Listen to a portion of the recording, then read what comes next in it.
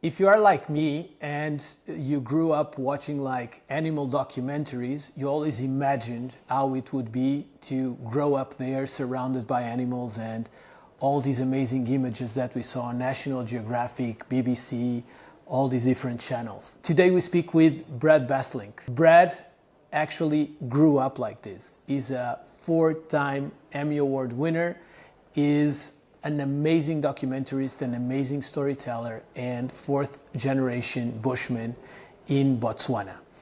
He's going to tell us how his life on the bush. He's going to tell us all these things about what he learned from animals, how it is to shooting in the wild. Just released like this amazing documentary that I really recommend, Living with Leopards on Netflix. He did Savage Kingdom as well and many others. And it was just an amazing conversation. It's a two-part conversation that you're going to listen to, and I'll explain it at the end why. And the first part was recorded remotely, and the next part will be hopefully recorded directly with me present in Botswana. So hope you enjoy it as much as I did. I ran at her, telling her to leave with more language. And as I chased her, a male lion came in from the other side. So now I was stuck between two lions, one on this side, one on that side, and I'm sitting in the middle. And then when I chased this one, the male came closer, and when I chased the male, the female came closer. 1, 2, 3, 4.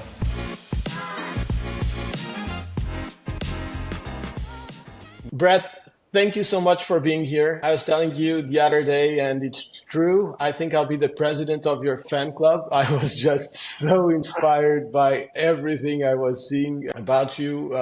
Been watching your documentaries, your interviews, and I think you've had from the outside a little bit like the life that I think most kids dream of. I know there are a lot of challenges, but it's just like amazing. I remember years ago actually watching on 60 Minutes. I didn't know about you at the time, diving with crocodiles, and I was like, who are these people? So it's really an honor to be talking to these people now. So, Brad, I'd love to start by understanding a little bit about your upbringing. You grew up in Okavango. You fell to the river, or your mom dropped you at 4 days old. Can you tell us a little bit about your upbringing? Yeah, I had a really privileged life. It's thanks to some very sort of alternative and adventurous parents. They were pioneers in their own right. Basically, my grandfather was a crocodile hunter in the Okavango, and he was given the whole Okavango as a hunting concession to shoot crocodiles, to export the skins. And he is one of the first people to pioneer the river systems and really understand how to access the delta by boat. And he set up a bunch of hunting camps to facilitate his activities. And when he was killed by a black mamba, my mom and dad then took over one of his old hunting camps. And they always had an issue with hunting and hunting anything. So they decided that they weren't going to use it for hunting, and they were going to do photographic safaris. They felt that there was enough in the environment to warrant being there and appreciating it without actually having to kill anything. And they pioneered the first photographic tourism in Botswana. And that's in the 1968, 1969. So, globally, they're one of the first people to really sort of endeavor in pioneering the whole photographic tourism, taking cameras instead of, or just, taking cameras, but just appreciating it for what it is rather than being consumptive about it. And they started building it. And in those days, there was no industry. So, clients, there used to be 3 months, never saw a client. So they used to subsist like a Robinson Crusoe family on an island in the middle of the Okavango. Can you give us some details of things that happened, like how did you leave? Like, what would you eat? Because there were no stores, I would guess, or very few like markets. Because I've been there, I think 10 years ago, and it's still like pretty remote. So It's pretty remote, but there's a tourist infrastructure set up now. yeah, In those days, there wasn't a lot of transport going into the bush. There wasn't a lot of tourism or demand for any of it. So you were sort of left alone to do what you would. And I believe that my dad used to go and follow the lions and wait for them to hunt and kill. And once they'd killed something, then he'd push in with a vehicle and cut the back leg of whatever they'd killed, and then take that just back push to the camp. lions out of the way, steal the food from the lions. Sounds totally safe. Yeah, no, they. I mean, it was a subsistence sort of living in between getting a few safaris, and it was a wild time. I often think that I was sort of born 100 years too late. I would have loved that sort of pioneering spirit that they had and being out there. And then born in Maun, because you have to come to a hospital, but it was a sort of rondavel grass hut, and my mom just said, look, you're safer out of the hospital than you are in. And so she took me out the next day after I was born, and within 3 days of that, got put on a boat and driven up into the Okavango to our camp. So at 4 days old, I was taken up into the bush, and I never came out of the bush then again for 3-4 years. So, the first sort of 3 years at least of my life, we were just on an island in the middle of the Okavango. And when my mom arrived at the camp, obviously she's very protective over her newborn child. And to get from the boat to the land, you've got to sort of step into a dugout canoe so you don't get your feet wet. And she didn't want to give me her new baby to somebody else, so she climbed out with me and she slipped and dropped me in the water. So I was baptized into the Delta at a very young age, So I mean, just to I've got so much gratitude, to them and their pioneering spirits, but also, I never forget, the privileged life that I've had in terms of the bush. I mean, it's not for everybody, but introduced at such a young age, and I really feel that from those really formative stages of being alive, it has a massive impact on who you are in the future. I think those first 3-4 years of my life in the bush have really, shaped a lot about who I am and what I've chosen to do with my life, really.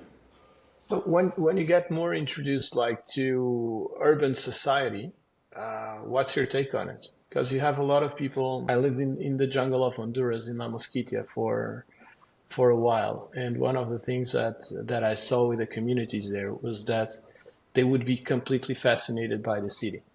But in your case, I see it's like you're much happier there than you actually are in the city. How was your relationship, and how is it today still?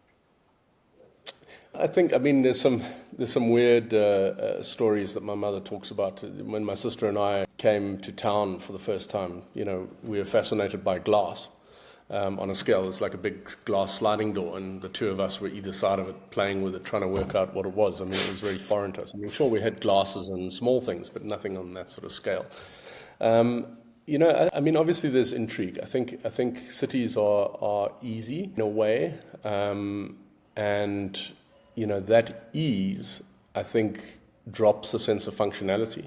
I think that it's designed to make it easier, which means you're less engaged with the immediate world around you. There's a lot of distractions, there's a lot of noise, there's a lot of activity around you, and ultimately most of that activity is really inconsequential, to living, to life, surviving.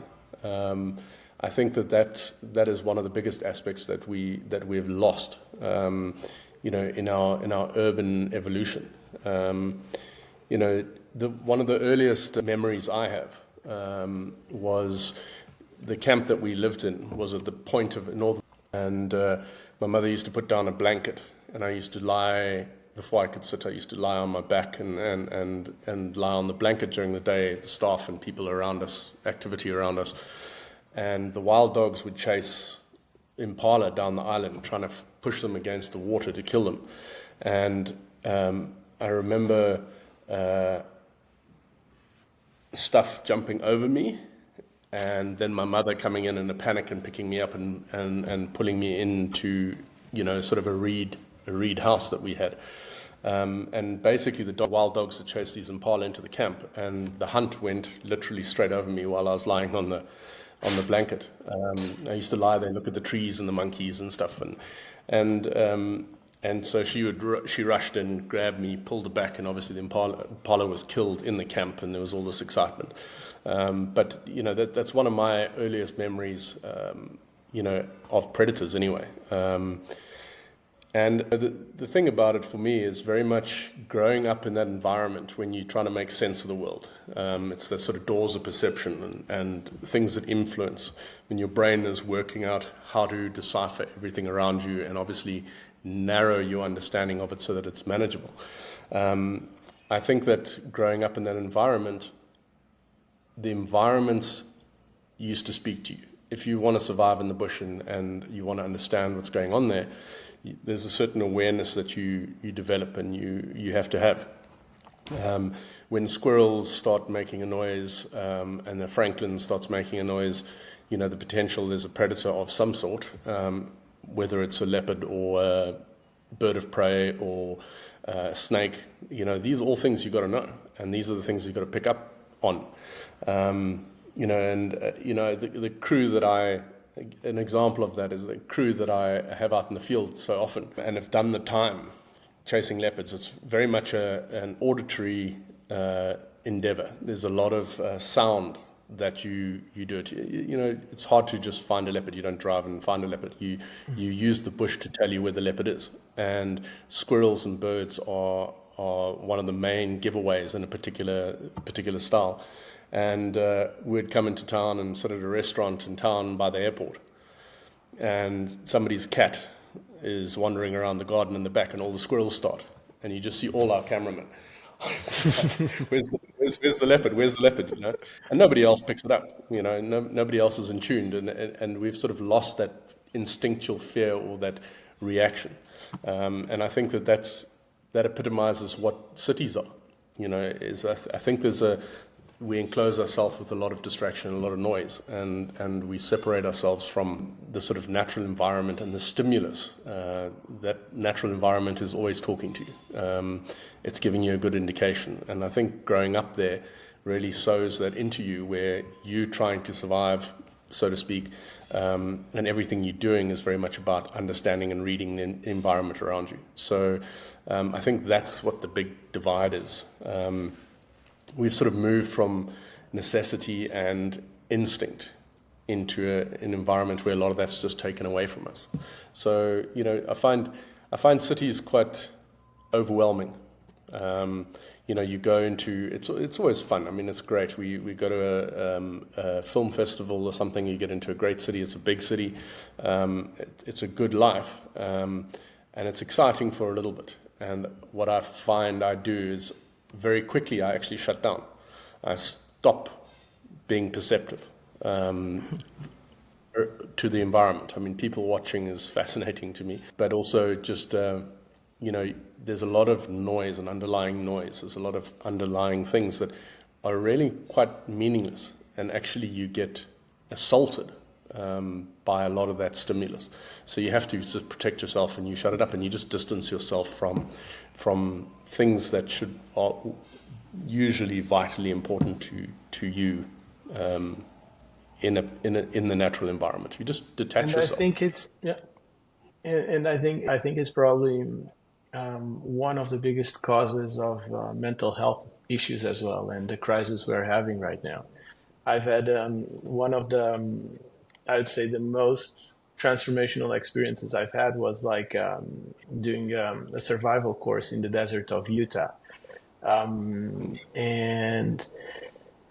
just that thing of like reconnecting to nature and understanding that the things you need that you take for granted or that you think you need in the cities, you really don't, and how much more you're connected and how you can live really happily. And also like that your boundaries are not like, oh, my boundaries is I can't shower every day with hot water in the morning, so that's a terrible day. Now it's like nobody cares. It's like it's really not that relevant, and I think we've lost a lot of the sense what we need, and we have like these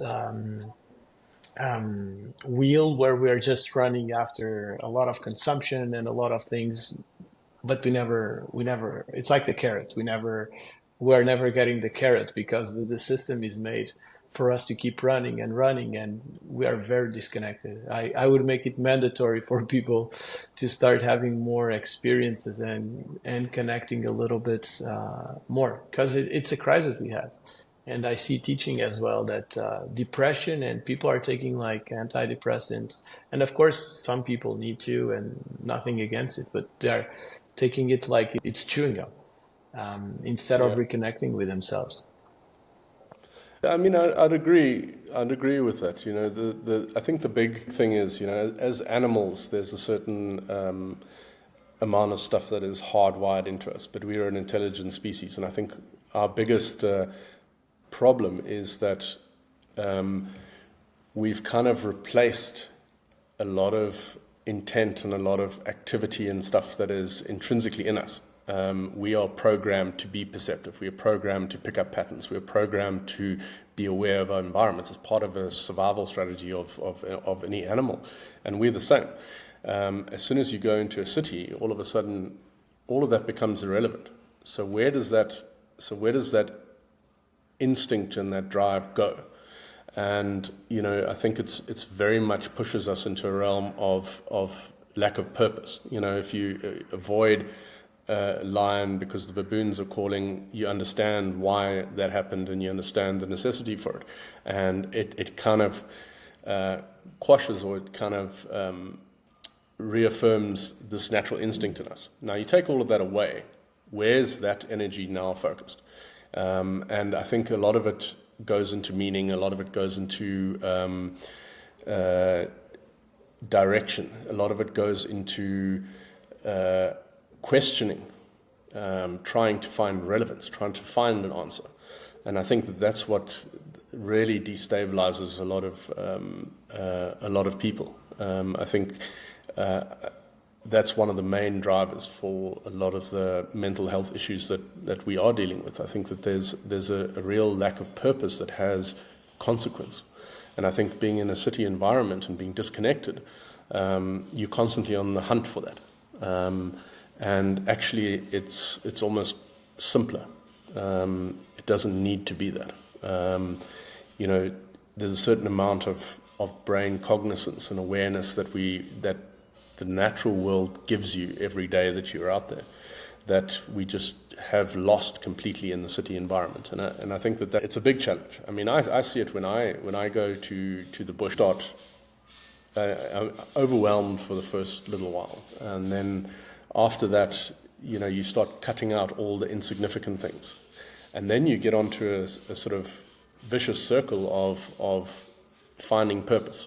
You know, I have to make a hell of an effort to actually focus on painting or focus on something. I need a project. I need something, because there's this empty void where I'm not satisfying the drive and those instincts in me. And if I haven't got something like that, I start getting very depressed very quickly and frustrated and angry, you know, and then that affects your life, that affects your relationships and your interactions with people. So it's funny. I definitely feel that if I was in a city and I had to live there permanently now, if I didn't have a very strong, clear outlook, I would really struggle. I think that I would be needing to do, you know, I'd be going to counseling, I'd be on medication, because I just, you know, there's an instinct in me to be productive, to be aware, and as soon as you start shutting that all down, where does that instinct and energy go? and I'd need a lot of support. I think you'd be more. I think you become very isolated. Like one of the things that, and this is just a feeling. Correct me if I'm wrong, but when I was researching a little bit more about you, it's like, and this is a compliment. You're one of the animals, in the sense you're part of the environment, and you move through it. I don't know. I don't know. You see the buffaloes, the lions, and there's bread, and it's like it's part of the ecosystem. And it doesn't look like there arrives the jeep with like tourists. It's like I could see like the tourists looking, and it's like you fit into the environment. And these were like your neighbors growing up, basically, and I think there's a natural connection. And The Life of Leopards, I was just watching it, and I'll tell you, like, you do need to narrate your documentaries, because it was like, wow, it's like everyone that was watching was like, please tell Brad that he should narrate the documentaries, because it's like everyone loved it when you did it, because you feel like one of the animals. It's like, it looks like you're telling the story about your friends and your family from being there. Tell me a little bit more about that. Like, how do you grow up with that, and how do you feel with the animals? Because it's your home and your neighbors. Despite the sort of gratitude and privilege of the life we've lived, I definitely do feel like I'm inherently part of what's going on. Human capacity is incredible for working stuff out and questioning and understanding, and there's a lot of quite sophisticated intuition that develops. For me, it's not woohoo. We're not. I don't have a spiritual connection, so to speak, with the environment or the animals. But if you put somebody into an environment like that and expose them, and specifically on a level where I've sort of been born into it and lived my entire life in the bush, you become more perceptive, more aware. I find myself with looking for leopards in particular environments. Sorry. Talking about Nespresso in the it's like a big angry thing in the corner. You find, I was trying to remember where I was, but you find that you have the ability to pick up stuff. And for me, like, everybody talks about a sixth sense and an intuition, and everyone's sort of, in a way, misconstrue it in the sense that they think it's woohoo. The reality is your brain and your sensory processing on a subconscious level is much greater than I think people give it credit. I will find myself in situations going into a forest where I'm pretty sure the leopard is, and I'll move through the forest, and my gut feel, that gut instinct is, no, the leopard's not here. I need to go further up in the forest, and then I get into an area and I go, hey, I'm sure the leopard is in this particular area. And what that gut feel is a lot of stimulus that's coming in from the environment. And it's about bird calls, it's about alarms, it's about placement of prey species, it's about what activities going on in the area. Are there this prey species, that prey species, what is there? So it's a lot of information that I'm naturally processing because I'm so used to doing it all the time, and I'm aware of it. I don't know why I don't think the leopard's in this forest, but I do know, I get into an area where I think the leopard is. It's because subconsciously I've picked up a bit of placement of animals, a bit of placement of birds, alarm calls, who's where, who isn't. There's this theory of displacement, how the other animals move around the predator specifically, and that's all stuff that we're designed to absorb. It's a survival thing. We're designed to pick up those subtleties that are going to keep us alive. So it's in our genetics. It's there, and I think that just so much exposure to being in the bush all the time just gives you that gut It gives you that intuition that everybody sort of just says, well, you know, it's woohoo. It's not. I think Yeah, it's, and we have the everybody's trying capacity. to get it. Everybody. Yeah. So I work quite a bit with horses, and I do like something that is horse constellations and therapies, and Yeah. a lot of people go there, and it's like, no, the horse is like my spirit animal, and I just connect, and it's like, no, actually you don't. It's like, no, and they really, it's like they don't really care about you. Like, sorry, it's like that is like Disney movies. It's like Yeah. they're doing their own thing. I think there's it's like if you just like relax instead of looking for the magic is already here and it's in you. It's actually a very Buddhist concept. It's like stop chasing like these supernatural things. It's like everything is here already, and instead of enjoying what you have in front of you, you're trying to get all these crazy explanations because they sound more special. I've heard this fantastic story for a friend from a friend in common, that you woke them up from the tent in the middle of the night and you were like, there's something with a lion somewhere, let's go. And you take them like on a 15 or 20-minute ride. It's in this direction, like no guidance, and you end up like finding all these lion cubs.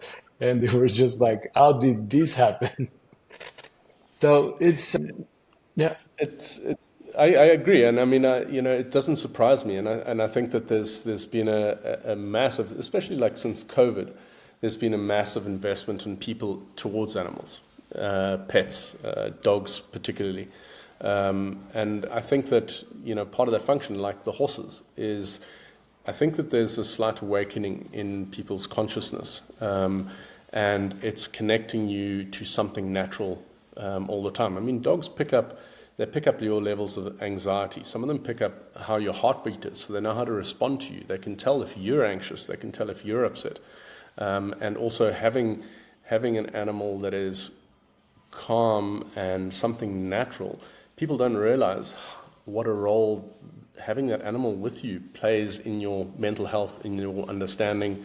You know, and I think a lot of this is about reconnecting, you know, to something natural, because we are so disconnected from our natural environment. There's this white noise around us, and that basically forms a real buffer between an instinctual, primal thing that we all have and the natural environment where a lot of that stimulus comes from. And I think having animals in that mix definitely, you know, people go, I feel like you say, it's people trying to translate what they are experiencing.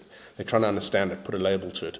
And I think it's just about reconnecting. And, you know, I think that there's a massive, massive difference. I mean, you know, there's a lot of science to back it up as well. Is that, you know, how dogs would affect your mental health. I mean, you know, veterans that come back from war or go through trauma or something like that, people recommend that they get a dog or a helper dog or an emotional aid.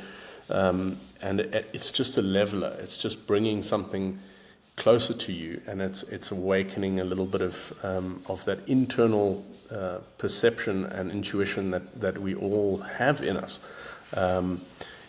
And you know, I think its role in the world is growing, and I think people, the more we go down this path of being isolated, the more people are going to need to have assistance to re-engage. You know, I think that there's a massive part of a human psyche and a human life that is necessary for to engage with wildlife. There's nothing that will engage with animals. There's nothing that will replace that. And I think that, as you say, we've got this increased mental health issue. The drivers in that is this disconnection from ourselves, essentially. When that person engages with a horse or with a dog, you know, it's not really about the dog or about the horse. I mean, it's about looking inward, and it's about an instinct and an internal resonance that is now being woken up, which is so human, it's so much part of our fabric. And I think that's where we're headed. I think it's also being exposed to it. I think, and we've spoken before about rites of passage, for instance, and I think going through situations. I think especially like young men now, suicidal rates are much higher than in women, and I think there's a lack of like good masculine role models, and I think all these experiences you end up being numbed by video games, social media, and all these things.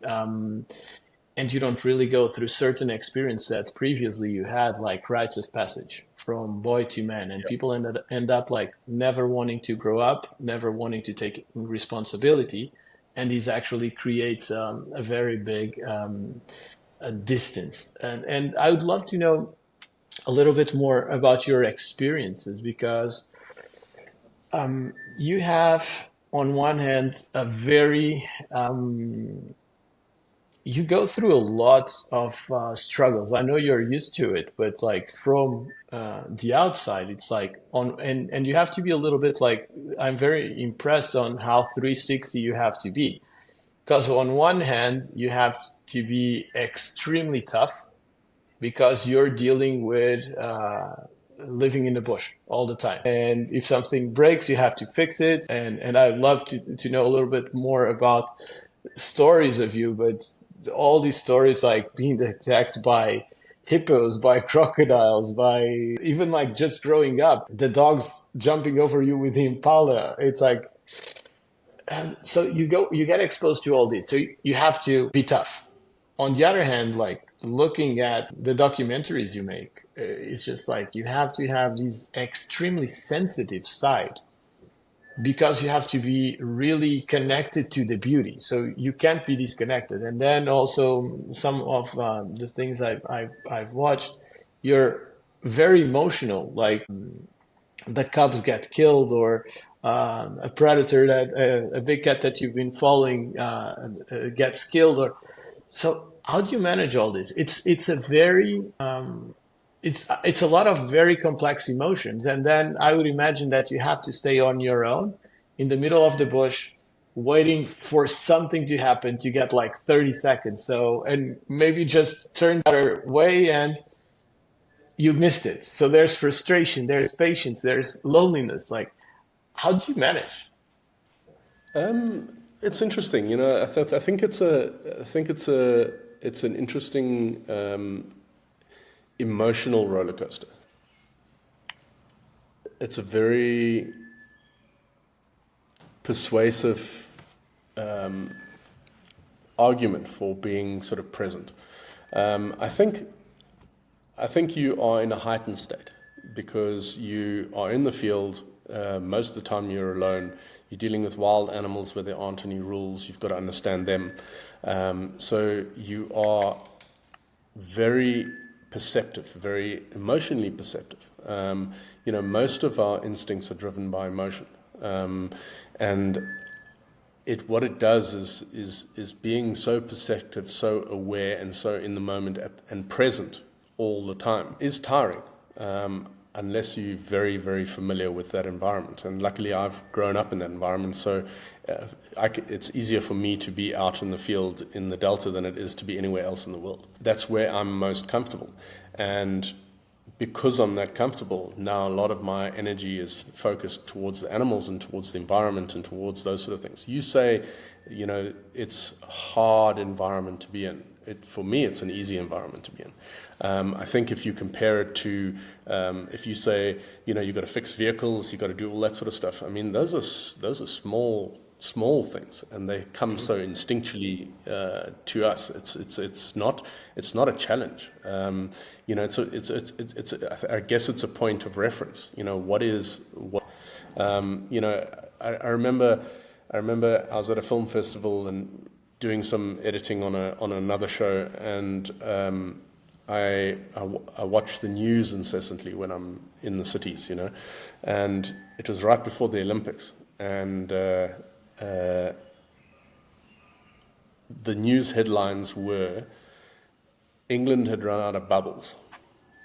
So we didn't have CO2 to put into the beer and to the drinks mainly, right for the World Cup, and also they couldn't package like muffins, and bread products. So there's an interview with this guy who was at a machine packaging his stuff, and he was all dressed up in his thing with his hairnet, and he was going, I've been here 3 days in a row and I've got no CO2, so I can't work my machinery. I'm like, well, why the hell did you show up? There's no CO2. Why have you even got a hairnet? I mean, what's the deal? And you just reflect that back to here, where I drive from my house in town, slightly outside of Mount towards town, and I've got a family of people carrying 25 litres water jerry cans full of water on their heads 10 kilometers because they need water to drink. I mean, a lot of these things are first world problems. Let's get perspective. And, you compare running out of bubbles to, people who just need drinking water and water to survive. Where I am, it's those for me are not hardships. That's just easy. And living in that environment is easy for me. The being alone, I survive very easily because I'm constantly feeding that drive. I'm constantly distracted by being present and being aware. I'm so focused on what's going on around me and how the animals are reacting that time passes very, very quickly. And I see this with a lot of young cameramen that I bring in. We've got multiple cameramen that work for us. When I take someone on, I'm looking for a particular character, type of personality. And it's basically somebody who can survive what we do. We've got one guy who's 55, and we've got one guy who has been with me for 4 years, becoming my lead cameraman, and he's just turned 21. So and what's that type of personality, and how does someone adapt to? So from when they arrive, and what's kind of the process, and which type of personality do you look for? I look for people who ultimately you've got to have a drive and a passion. If you're going to spend every day out in the field following particular characters, lions notoriously sleep for 7-8 hours a day. Leopards, they spend quite a lot of time sedentary, but they're so aware of their environment and opportunity that you can never sleep or take your eyes off them because they'll move in the instinct and you'll never find them again. So you've got to be incredibly awake and perceptive, and you're only going to be able to do that if you have complete fascination and tenacity about it. It's not about setting an alarm clock. It's not about making sure that you're aware as a diligent person doing your job. You've got to find people that are naturally driven and wanting to invest the time. There's a natural curiosity to what's going on around them, people who are stimulated by being in that environment all the time. Like I am, being born there is one thing. And does that mean nobody else who has been born in that environment and has the exposure can't learn that? And when I say learn it, it's not a should I say more be awakened to it. Mm-hmm. But you have to have the right mental space, and you've got to have the right energy and perception. And I think that's what I look for more in people is that fascination for wildlife, that fascination for what they do, that inquiring mind, and also being sort of comfortable with yourself. These are, this young guy, I mean, he was 18 when he joined us, and he's literally just out of school. Sure, he grew up a little bit in the bush in Botswana before. So there's a passion there that was instilled at a young age. And he came out and, he'll spend 3 days on his own, not seeing another vehicle, not seeing another person, just being by himself. And by himself in a vehicle, surrounded by lions, leopards, and, if he walks too far from the car at night to take a piss, he can get eaten. So you've got to be responsible, and it's driven by self-preservation. And then you sit and you've got a lot of time to think and process, and a lot of time to deal with yourself. And I think that's also great therapy. It's the biggest therapy you can have. It's a great therapy, but and it's sort of I don't know. It's people who naturally have the tools to shape that. I think there's a lot of people that haven't sort of made the cut, and they've been with us for a short period of time and left. They just didn't have the tools to deal with themselves, and there's a lot of internal conflict that starts generating. And I think it's a self-awareness that our guys start to develop in being out there. People who are enthusiastic about the place, perceptive about the environment, and have that inquiring mind, and something opens in them that it keeps them stimulated being there, wanting to persist with what they're doing and doing it naturally. It's like any job in the world, you know. If you want to become a dentist, or you want to become whatever you want to become, if it's something that you can do and do it more than what you're required to doing it because you're passionate about it, then that's your path. Doing what you're doing doesn't seem like a job, and you do it naturally, because like everything, I mean, what do they say? 10,000 hours, you become an expert. Yeah, Malcolm Gladwell. You know, if you go into anything and you find yourself just doing it naturally because you want to do it, that 10,000 hours comes and goes very quickly, and then you're on the right path to making something succeed. You're not gonna really succeed at something on a 9 to 5, and something that you're not really obsessed by. I talk about it like from a very privileged kind of point of view. I'm not saying you can't make a success in any other way, but you know, specifically for what I do and where I am, there needs to be 100% of that kind of personality, where this is something that you, without even thinking, you're doing the 10,000 hours and you're wanting to do it again. And it's that inquiring mind that really survives and grows. Yeah. It's funny because also teaching, like the people usually ask me, it's like, what you think has changed and what's the difference between generations, and the success factors I see on the different generations, as like you go from the millennials, the Generation Z, and everything. It's like, it's usually the same thing. It's like, you have passion, you have curiosity, you're hardworking, you have a positive attitude that makes you successful. Then you can believe A or B, but doesn't really change much. I'm very curious about one thing. How many people do you have working for you now, more or less? I've got five. I've got 5 cameramen, a media processing individual, and that's the immediate camera team. But we have a private film camp in the middle of the Okavango where we live, and there's a support structure around that. So in the camp at any one time, there's probably about 12 to 15 people present, but most of our time is actually out in the field. The guys are in the vehicles, and they'll spend 3-4 days on their own in a vehicle, and then they'll dip into the camp. And you know, some of them come in and they, you know, I understand the guys shower, they do whatever, they reconnect with their family on WhatsApp, they do stuff, and they can spend the night in camp and all the rest of it. And most of my cameramen don't do that. They come in every 3-4 days, and they come in at midday because they want to go back out again. They don't want to be sleeping in a camp. They're not aware.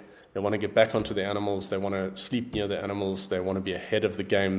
They get frustrated being isolated and knowing that what they're listening to is not really consequential to what they're trying to do.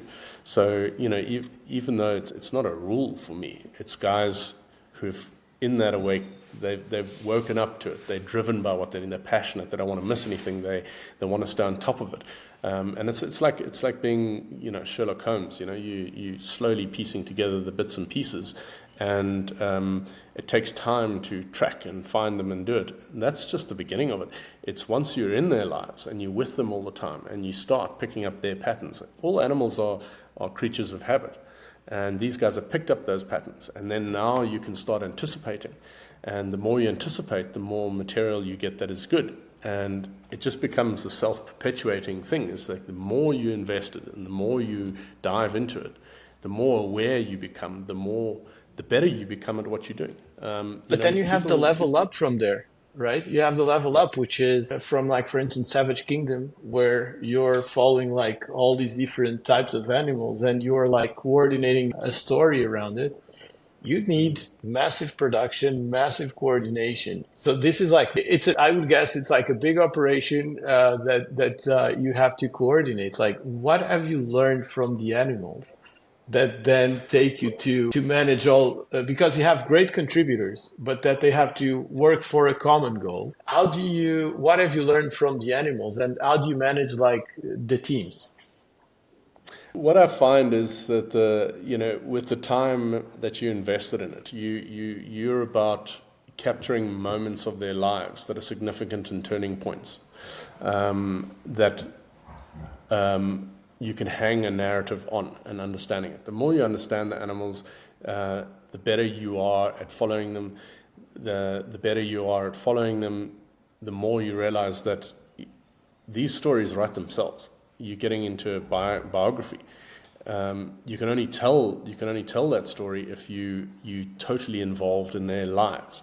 I think what we've realized from the animals is their lives are not that different to us.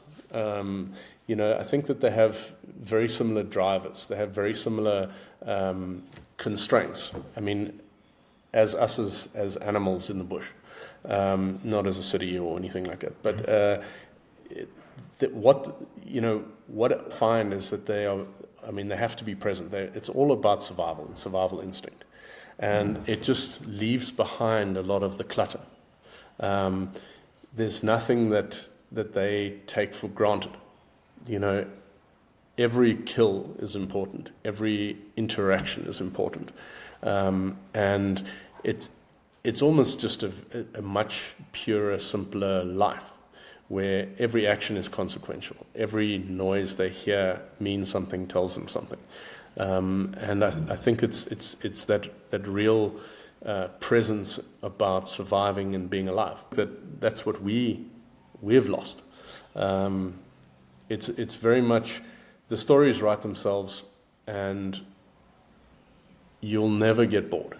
The animals' choices that they make, the way they react to circumstance, it can be very brutal because life is very black and white. You make a mistake, you die. When two leopards have a conflict, they do it in a particular way. Neither of them wants to die. So there's a lot less conflict between them. It's more about posturing. So they live by a sort of a natural set of rules and presence, and and you talk and not having the guidance or decent parenting. My sense about a lot of it is animals just want to survive. That is the black and white rules about what they want to do in the world, what they need to do in the world is stay alive. As humans, we have that luxury of putting that all aside, and in a lot of ways, I think it's wrong. I think that some of the happiest people. I mean, if you come to Africa and I go out into a rural community here, laughter is at your fingertips. The people are happy intrinsically, or they're able to be happy very, very easily. They still walk 10 kilometers carrying water because they need water to drink. But for them to laugh and them to be happy is so much closer to the surface than people that I saw recently in downtown LA. Yeah, for sure, especially there. It's crazy, and I think it's the role model thing is you've got to set some boundaries. I mean, our brains are capable of anything. This modern world is distracting, and there's no boundary and no limit, and we just end up on these little paths into different areas that don't really feed into us intrinsically. Parenting, providing boundaries. I think it's a little bit like having a happy dog or having happy kids. Having boundaries gives you a safe zone that you can operate in, that you understand that within this context, now I can figure out something. It's been sort of restrained to a degree. Not because that's the only way forward, but it's because this is the necessity for surviving. You just need to stay within this framework. And I think that the modern world and the cities, that's what we've lost, and I think a lot of guidance is lost. I think this exploring the value of oneself now, the Gen Z and the newer generations, the sort of limitless, boundaryless, because it's all about me. I think it is dangerous, and I think that specifically social media has given the platform for that. It's all about my rights. It's all about me. I'm still only rights, no obligations. It's like I only have rights. I can decide whatever. But I think, and I know this is very controversial, and I'm very open in the sense people can do whatever with their lives, which is different than they have to push it on me. But people are denying nature in itself. And that's something for me that it's like, no, it's like, I'm not human. I feel like a dog, therefore I'm a dog. I'm sorry, it's genetics. You're not a dog. Yeah. And you can understand, but you can believe you are, but I'm sorry, pushing it on me. And there's this need. I think we are playing God. I think we are so disconnected right now that it's like nature doesn't matter. Not even God, like people believe it or not, it's up to them. But it's just like nature doesn't matter. We ignore genetics, we ignore science, we ignore everything. It's like I decide what I want to do with my life independently of any constraints. And you're like, that's not going to... It's not healthy. No. It's not, and I mean, I think that's one of the biggest things I've learned about animals is that, I really admire the sort of that survival instinct being such a dominant restriction that they, within that context of rules and parameters, they're much more present, they're much more aware, they're much more in tune, they're much more likely to survive, they're much more, there just seems to be, I see it from me being in the field doing that. I'm super aware because if I go for a piss too far from the vehicle and I didn't know that there was a lion there because I'm not picking up the environment, I die. So I'm finding that being in the natural world, I have these natural focus and barriers around me. I'm engaged and specifically aware and present within a context. And that makes me survive. That makes me focus. And it takes away all the distraction and the noise. This is solely what I'm after. And then within that space, I can really invest into the character itself. And also in that space, for me, then so much more energy can feed into creativity. And when is it too far? When is it too far? Because I've seen you doing things that are like you were diving with crocodiles, the Nile crocodiles, right? I was watching the images of the behind the scenes with Anderson Cooper as well. Like, and you're just going into the water. Then you are diving, you come across hippos.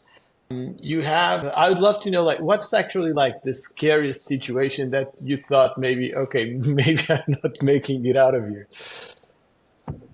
Well, I mean, I've got a few tattoos, and those are from close calls.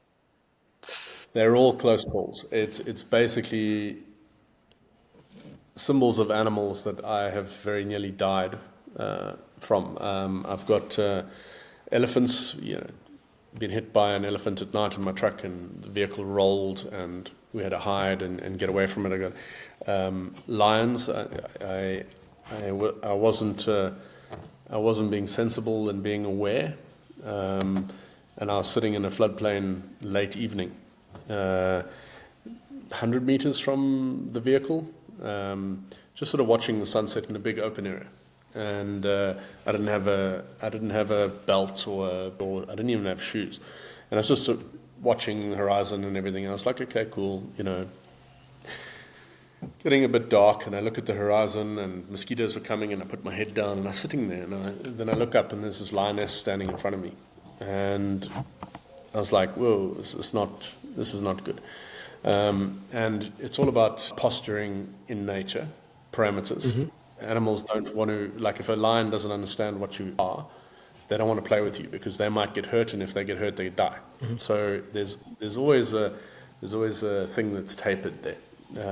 So I stayed sitting, and she didn't know exactly what I was, and that was means I have the advantage at that time, believe it or not. And then she walked around behind me, so she was wary of me because I had the advantage.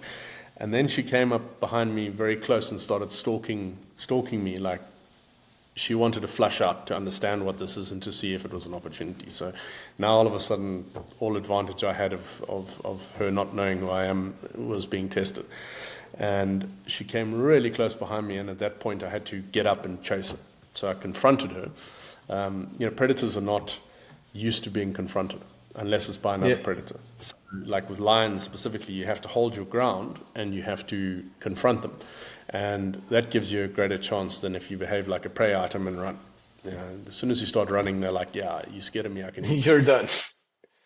So you stand your ground. And I ran at her and told her very politely that she must leave. Some colorful language and excitement. And she bolted away from me and then lay down again. So she hadn't got the message. So then I really ran at her a second time. And this is you ran at her. I ran at her, telling her to leave with more language. And as I chased her, a male lion came in from the other side. So now I was stuck between two lions, one on this side, one on that side, and I'm sitting in the middle. And when I chased this one, the male came closer, and when I chased the male, the female came closer. So it's a game that I've seen play out so often with lions and prey, particularly buffalo or something like that. It's a cat and mouse from both sides, and as soon as you're moving away, they can get closer and get more of an advantage. Anyway, we ended up with a third lion coming in from the side. So now I've got three animals, and the more I confronted them, the closer they were all getting. What's going through your mind at that point? Nothing. Just like I have to. It's just purely instinct. Those kind of situations. You got no time to think. It's happening around you. But I called for my wife to come in with a car. I said, bring a torch. They're lions, and obviously the tone of the voice. And the bush. It's one of those things you don't shout. Unless you have to. It's not a place where you're very loud. Not because you're going to disturb the animals, but because things have consequence. If somebody raises a voice, it means that there is something going on, and that needs immediate attention. You walk in a city, everybody's shouting. Yeah.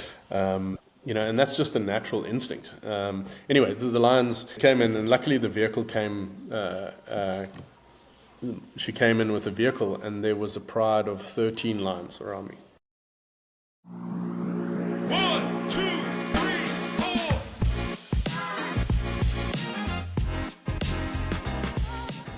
This was part one of our podcast with Brad.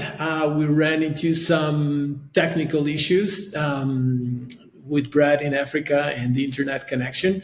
So we've decided that the best way is for me to go and interview him in loco in Botswana. So the part two is going to come in a few months. Meanwhile, join us next week for the next episode of Lead Sex.